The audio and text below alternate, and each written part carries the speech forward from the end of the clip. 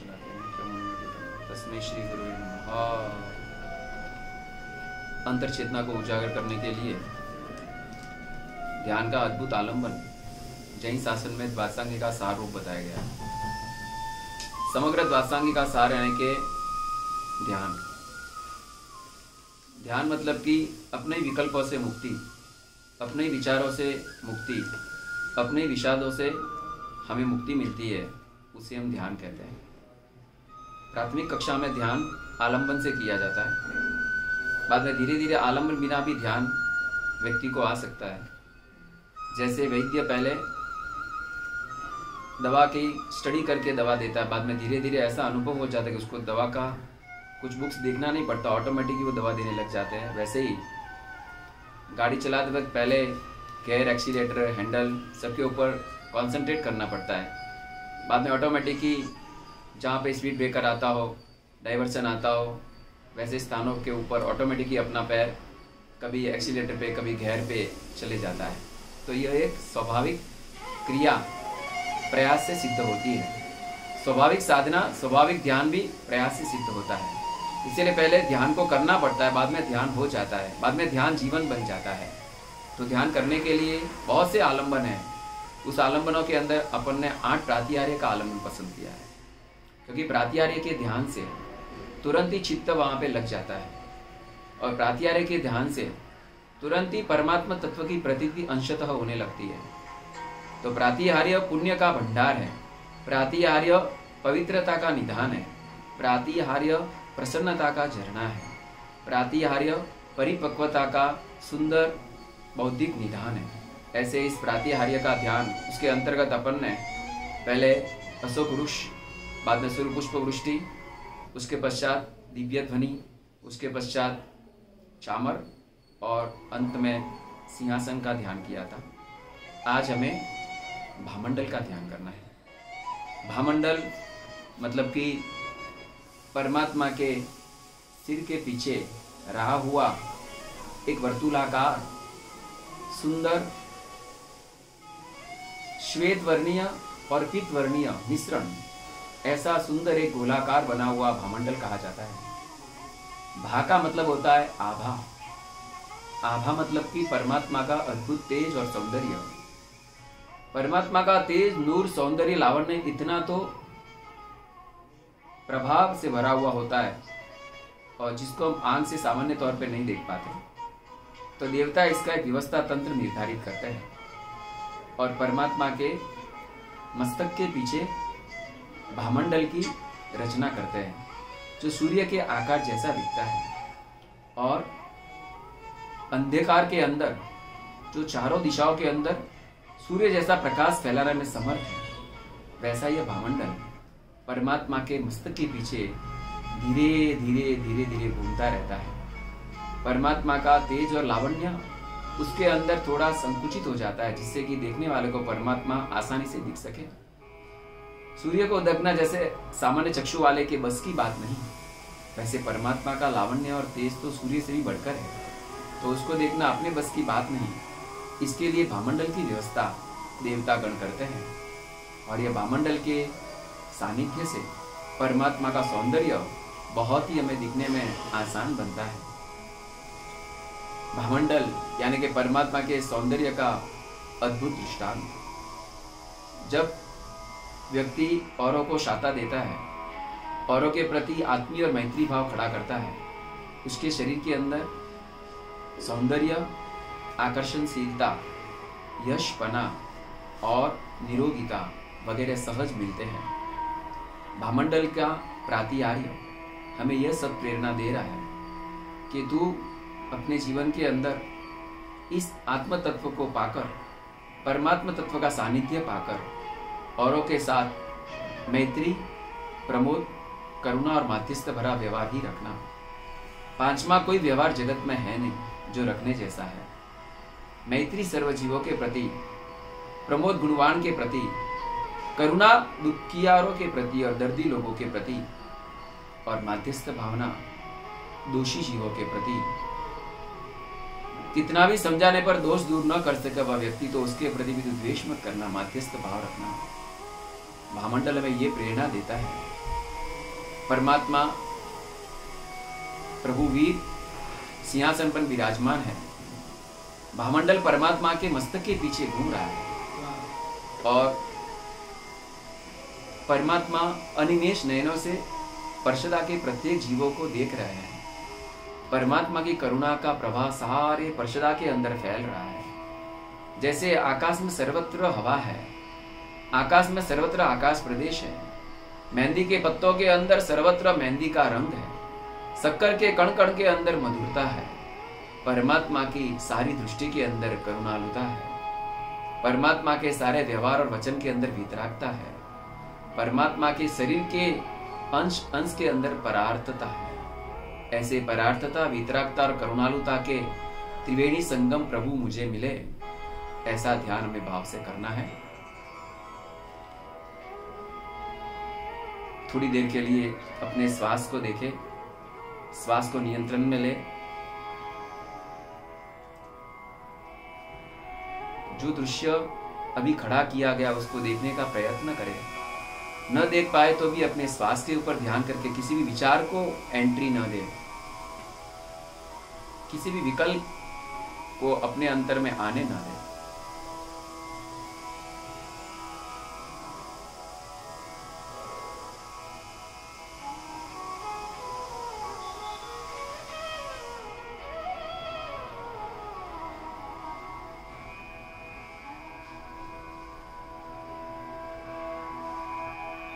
श्वास आ रहा है, श्वास जा रहा है। मन को विचारों से मुक्त करने की साधना सर्वश्रेष्ठ सर्वोत्तम साधना है।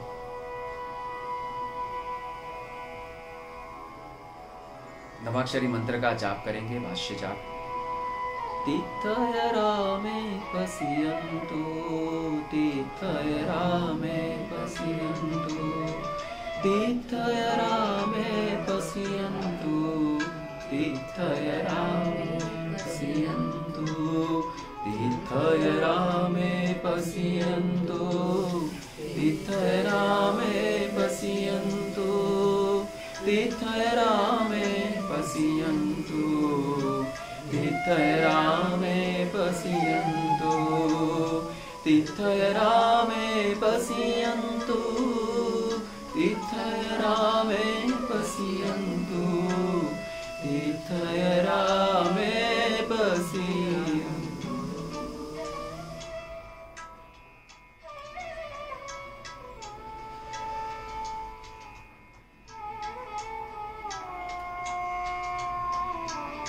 श्वास लेते वक्त तीर्थंकर का प्रसाद, तीर्थंकर का अनुग्रह, गुरु भगवंत की करुणा मेरे अंतर आत्मा में प्रवेश कर रहा है। श्वास छोड़ते वक्त शरीर के अंदर की सारी उष्मा, शरीर के अंदर की सारी व्याधि, शरीर के अंदर के सारे विचार, तामसिक भाव, राजसिक भाव बाहर निकल रहे हैं।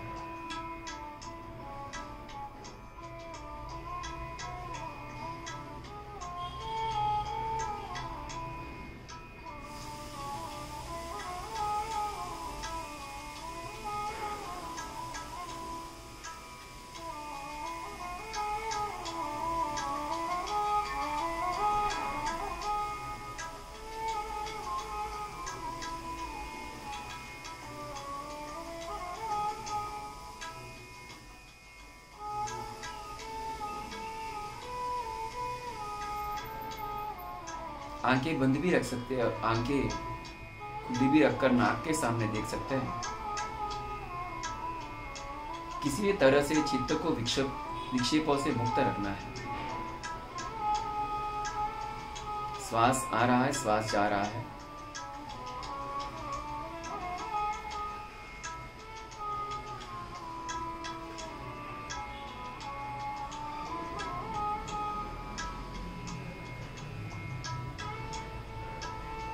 तीर्थय राम पश्यन्तु का जाप अब जीभ से करें, होठ से न करें।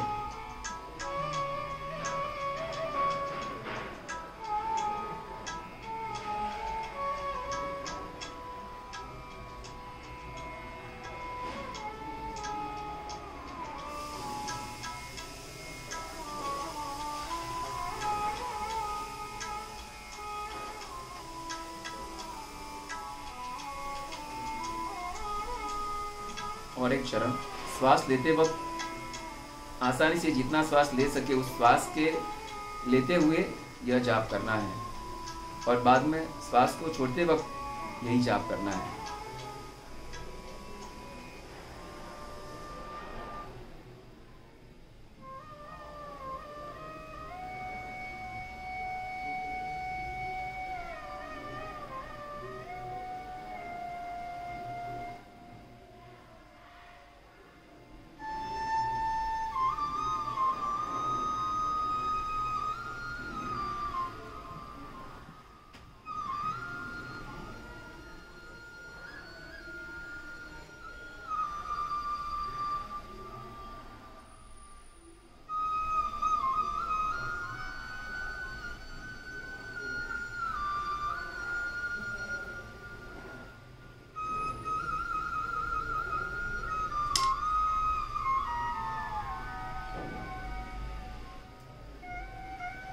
अब मानस जाप के अंतिम चरण की ओर जाने के पहले परमात्मा के अंतिम 2 प्रातिहार्यों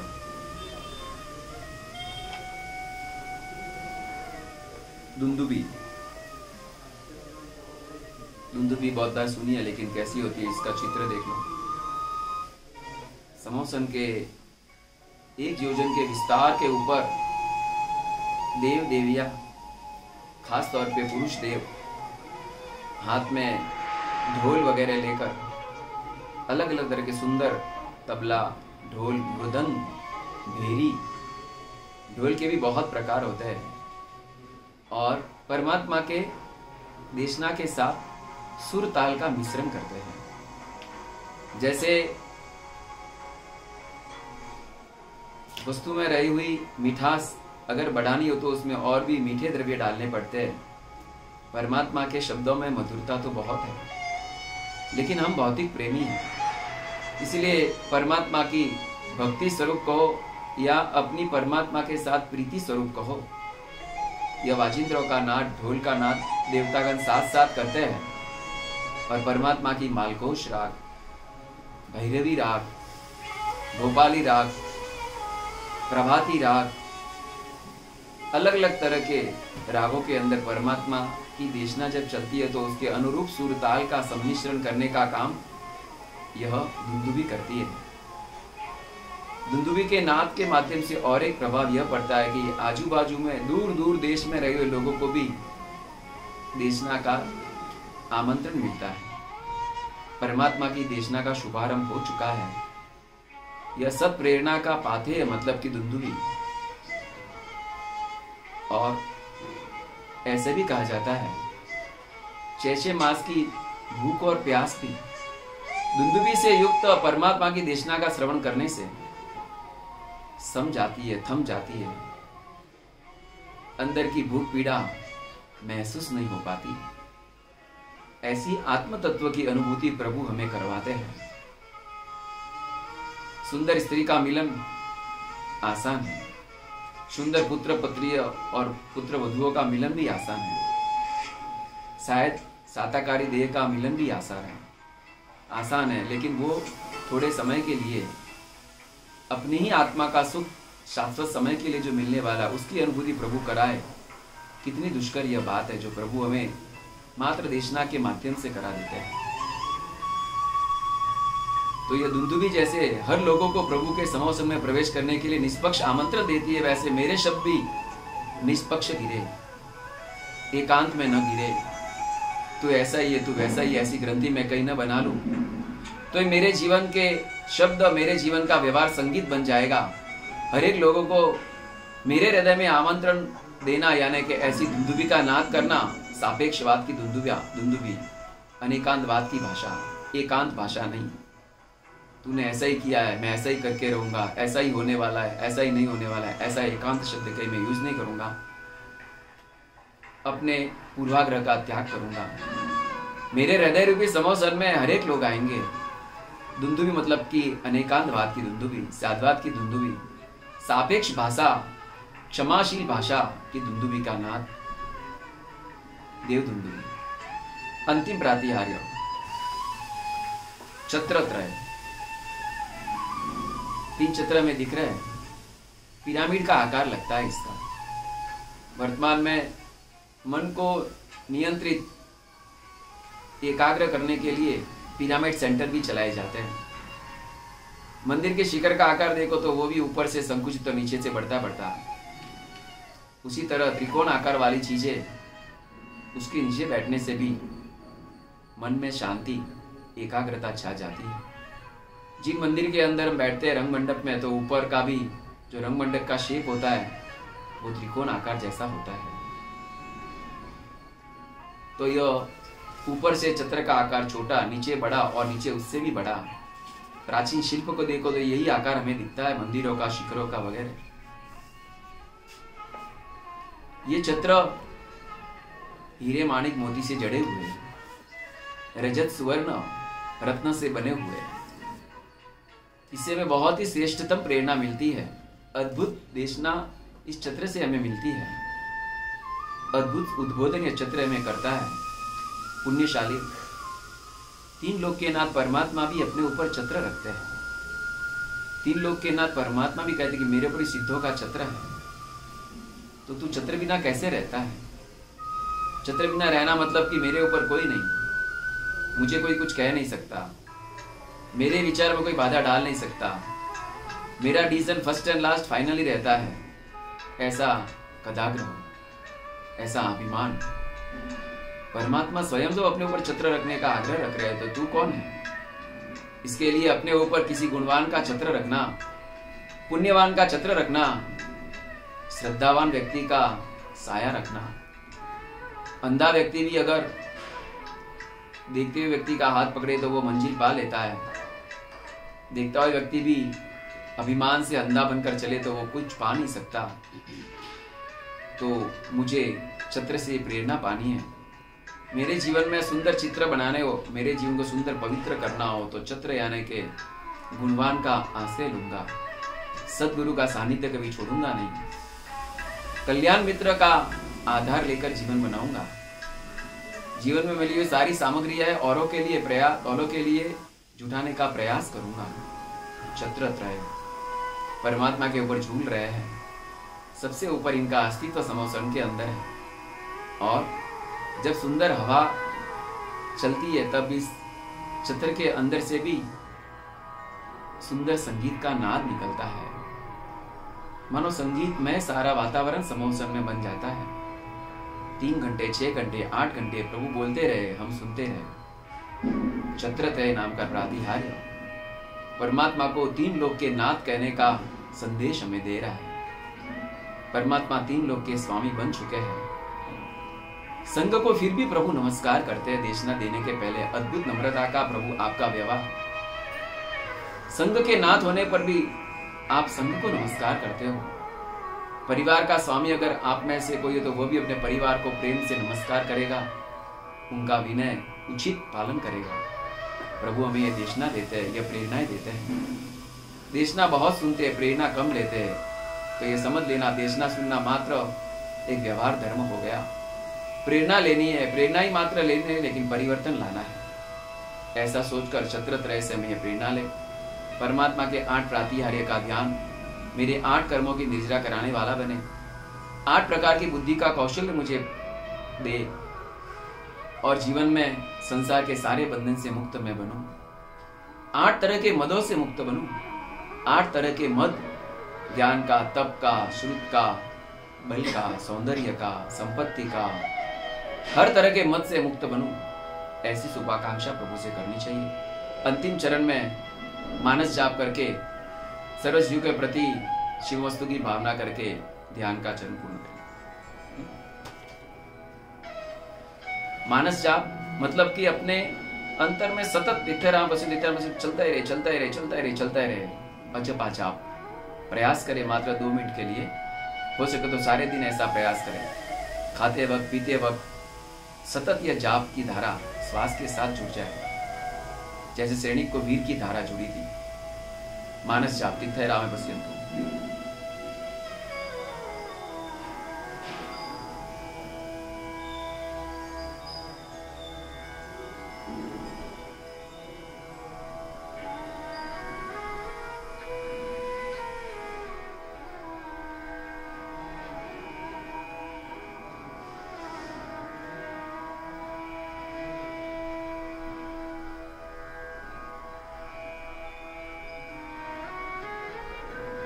स्थित्यराम पश्यन्तु श्वास के साथ जोड़ दे या अक्षरों को देखने का प्रयत्न करे। चित्त में कोई विकल्प को प्रवेश करने न दे। नींद जैसा लगता हो तो थोड़ी गहरी श्वास ले। ज्यादा लगता हो तो नाक को थोड़ी देर के लिए बंद भी कर सकते हो।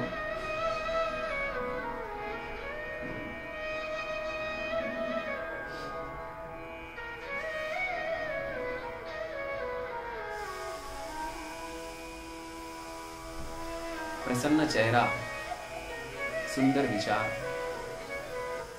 के साथ भी जाप करे अथवा कोई भी विकल्प ना है वैसा भी जाप करे।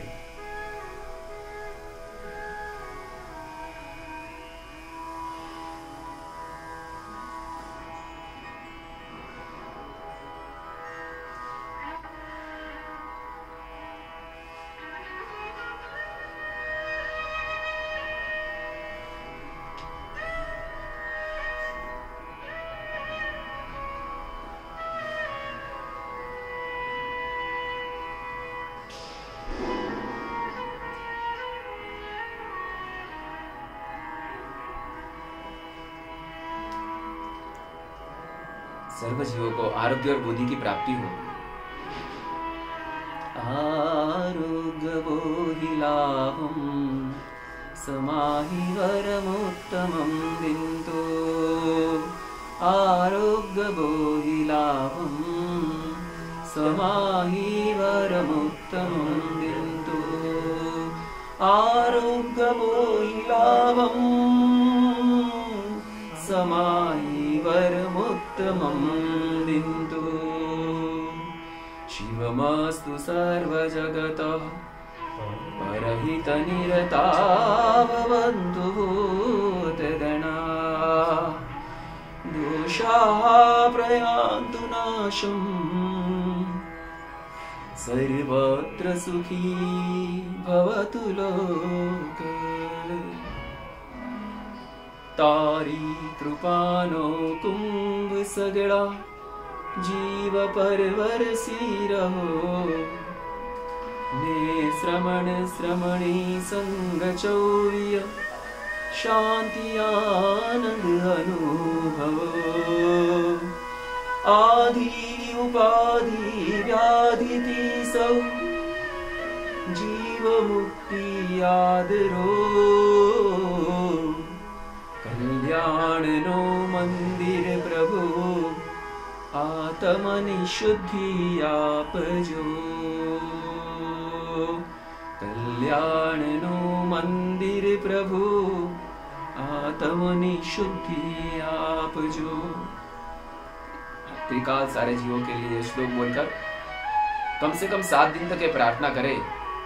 त्रिकाल सारे जीवों के लिए उपद्रव की मुक्ति की भावना रखकर यह श्लोक बोलकर आरोग्य बोधि लाभ का जाप करके त्रिकाल शुभ भावना का प्रवाह सारे विश्व में प्रसारित करे।